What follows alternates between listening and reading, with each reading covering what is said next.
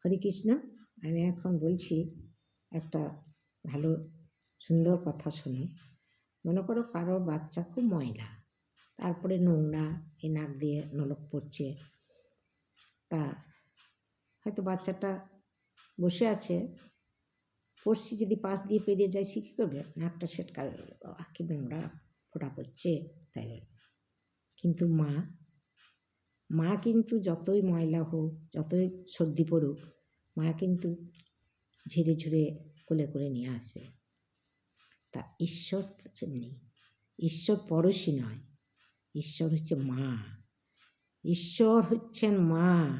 মা যেমন নিজের ময়লা ছেলে হোক, ফোঁটা লাগা ছেলে হোক, মা যেমন ধুলো ঝেড়ে তুলে নিয়ে আসে, সেই রকম। আর পড়শি কী করে? পড়শি নাক ছিটকে চলে যায়। কিন্তু ভগবান হচ্ছেন মা। মা যেমন ছেলেকে মানে ঝেড়ে ঝুড়ে কোলে তুলে নেয়, তেমনি ঈশ্বর আমাদেরকে সবসময় কোলে করেই রাখেন।